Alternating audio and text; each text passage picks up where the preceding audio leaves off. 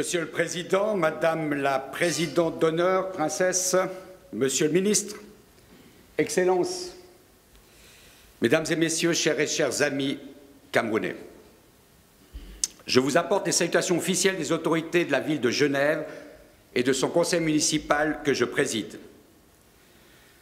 Sans être suffisamment intenses, les relations bilatérales entre le Cameroun et la Suisse n'en sont pas moins empreintes d'amitié et de coopération mutuelle.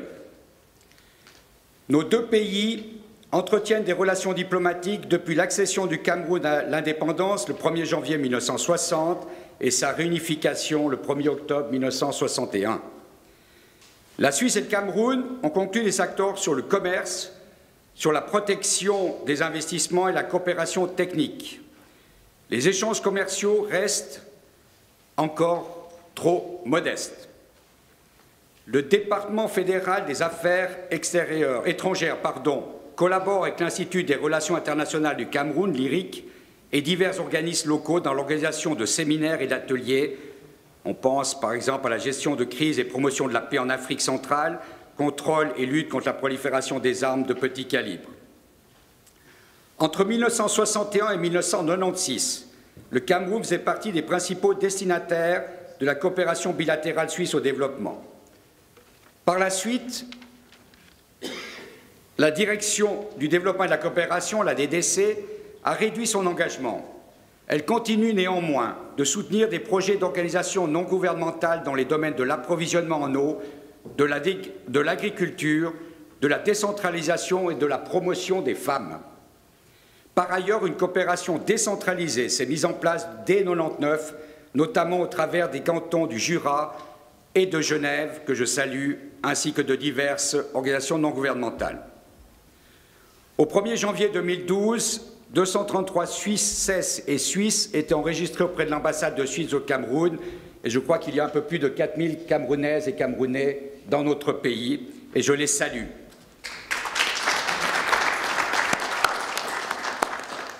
La plupart de ces Suissesses et Suisses qui sont dans votre pays travaillent pour des institutions caritatives, des organisations internationales ou des projets de développement, et il faut relever que le nombre de couples mixtes est en augmentation.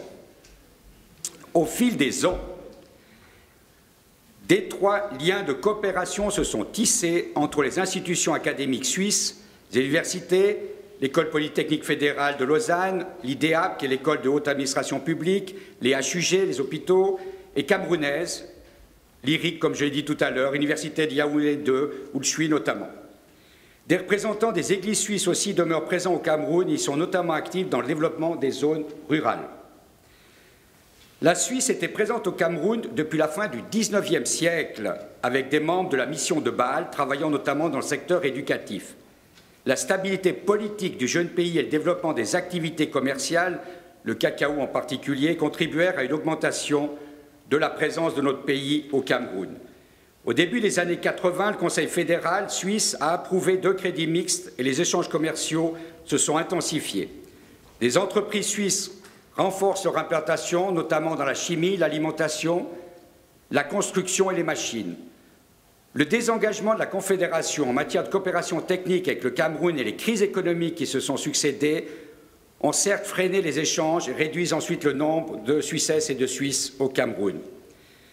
Dès 2007, par contre, la réouverture de l'ambassade de Suisse à Yaoundé a ravivé les liens de coopération et d'amitié entre les deux pays et je m'en félicite. Dans la coopération au développement, on a eu en fait 3 phases qui ont structuré cette coopération avec votre pays. Une phase dynamique, 61-96, le Cameroun fait partie à ce moment-là des principaux pays bénéficiaires de la coopération suisse au développement. Cette période est caractérisée par des échanges bilatéraux intenses, ainsi que par la signature de plusieurs accords, notamment sur le commerce, la protection des investissements et la coopération technique. Une deuxième phase de ralentissement, voire de stagnation entre 1996 et 2007, marquée par la réduction de l'aide suisse au Cameroun, qui ne fait plus partie à ce moment-là des pays dits prioritaires, ni des pays de concentration de l'aide bilatérale suisse. Et il y en a eu d'autres, et j'étais à Berne, et nous avons toujours un peu déploré qu'au moment où, au contraire, il faudrait poursuivre ce soutien, eh bien, certains choix ont pu être faits. Et puis alors, j'aime à le dire maintenant, la troisième phase, qui est une phase de revitalisation depuis 2007, sanctionnée d'une part par la réouverture de l'ambassade suisse à Yaoundé. Ça montre que l'organisation aujourd'hui de ces 2 jours vient à un moment de développement et de volonté de ce développement entre nos 2 pays, et je ne peux que le saluer. C'est donc dans cet esprit de développer notre amitié entre nos 2 peuples que je suis parmi vous ce matin.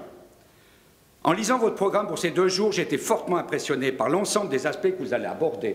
Je ne vais malheureusement pas pouvoir rester ces 2 jours avec vous, mais je dois dire que je regarderai sur le site où j'imagine un certain nombre de choses seront mises.